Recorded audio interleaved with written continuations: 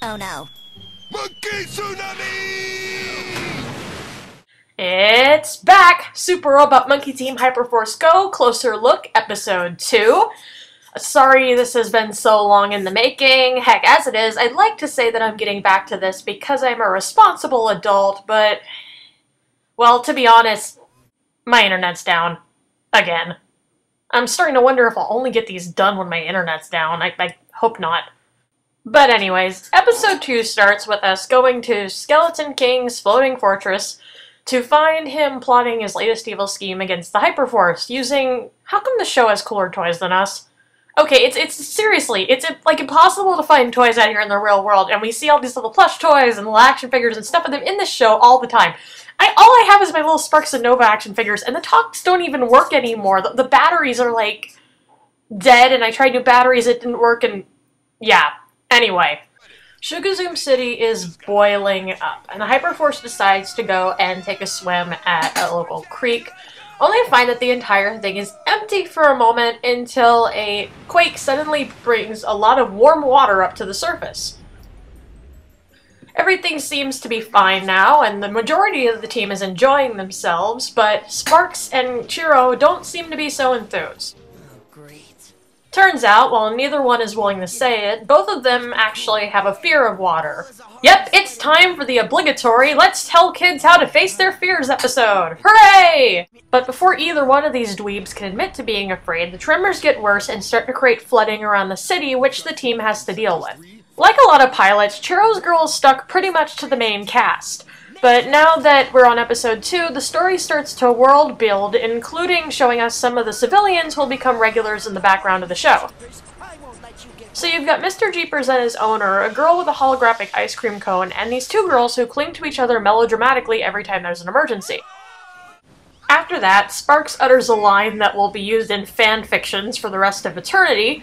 Doodle, no call for such language. And Chiro ends up stuck in the subway tunnel, finding himself far too paralyzed by fear to make the short swim back to his tank. Luckily, the team comes to bail Chiro out anyway, even though he said he could handle it, and they all head up to the surface to try and figure out what on Sugazoom is happening. It's rising too fast! The intensive seismic activity most likely damaged the city's subterranean support system. I get it. The city's sinking. Oh sure, let's take the one city we're planning on putting on this planet and put it on a bunch of itty-bitty spires over a black sea full of mutant creatures when the rest of the planet is full of woodland that at the time was not corrupt that we could have built on. What could possibly go wrong? By the time the team gets there, the problem's escalated and holy crap, Super Robot, are you made of Intendium or something? While the robot holds up the entire town, the team gets ready to venture out to see if they can solve the problem. Of course, somebody has to stay behind, handle the robot. So I guess that would probably be me. Me! I'll do it. I'll stay. I think it's safe to say that Sparks and Chiro's relationship is really the first one to solidify among the team members.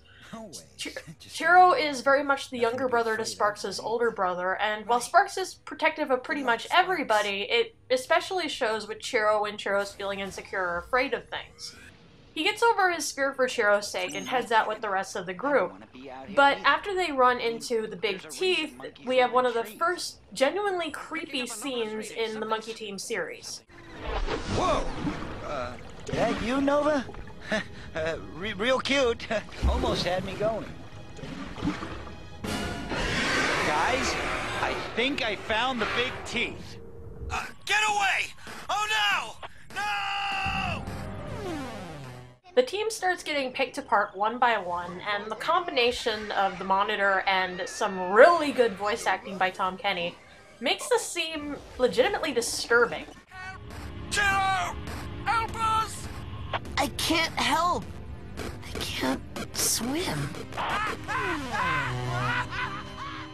Chiro's pretty ashamed of himself between the city falling apart above him and the monkey team gone, but he hears Skeleton King's voice and finally decides enough is enough, heading outside to face his fears, and Skeleton King, who is somehow there. I won't let my fear stop me anymore!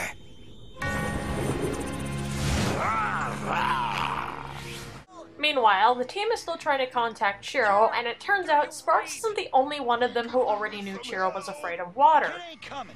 We all knew Chiro was afraid of water. What'd we expect? Have faith in the boy. He'll face his fears. After all, you did. And that's exactly what Chiro's doing. Apparently, the oxygen tank was not in the backpack. Chiro soon gets everybody freed, and they try to figure out how to beat the worm, only to realize exactly why the area's water is so warm. It's not me! Nobody thought it was, Otto. Shut up and stop being disgusting. Terrific. We're standing over a volcano. A volcano. On top of a bunch of itty-bitty spires, on top of a black ocean full of monsters. Do I even have to say anything anymore? Anyways, the team manages to trigger an eruption, escape using the fan belts on their tails, and everything else works itself out. Skeleton King is really angry yet again that his plan failed, and Chiro and Sparks are both finally giving water a chance. Aww. So yeah, Depths of Fear is the Saturday morning cartoon Face Your Fears episode every series seems to eventually have, while being an episode about Sparks and Chiro's friendship and raising a few interesting topics. For instance, Chiro is in the unique situation of being the team's leader, but everybody else on the team is older and more emotionally mature than he is. He's technically the leader, but there are quite a few times, especially early in the series and this episode, where Antari is actually the one giving orders. Wait, this can't be good. It's not. Monkeys, mobilize. We've got flooding in sectors 3, 5, and 11. 11? That's the transit tunnel. So let's find it so I can smash it and pound it and slam it and... Nova. Time to go, monkey team.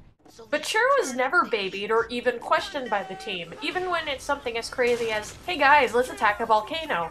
It seems that the problem and the reason that Antari's forced to give orders more has to do with Chiro being afraid, caught up, or just plain self-conscious than actually lacking any leadership ability, even this early on in the series. Also, just what is Skeleton King? I mean, biologically speaking, we understand. He was corrupt by the influence of the Dark Ones by opening a portal directly into their world, but he seems to also have a spiritual presence in several of the episodes as an embodiment of fear itself. Along with some of his other powers, he almost seems like he's more powerful than any of the Dark Ones that we encountered in that realm or the Dark One Worm itself. It just feels like there's something more to him that's never fully addressed in the show. And last, this is just regular trivia, but I noticed Sparks has a different recording in a few of the early episodes for the disengage sequence than he does in even later season 1. Fist Rocket 3, go! Fist Rocket 3, go! The newer recording definitely fits Sparks' character more, being a bit more emotional. Although, it's kind of funny when you realize that Sparks is the only one who gets his recording revamped, and despite that, he is absent for more disengage sequences than anybody else in the series. Super! Robot. Yeah, team! And that's a wrap on Super Robot Monkey Team Hyperforce Go, Episode 2, Closer Look, Depths of Fear. Thanks for watching, God bless, and I'll try not to make the next one take a year, okay?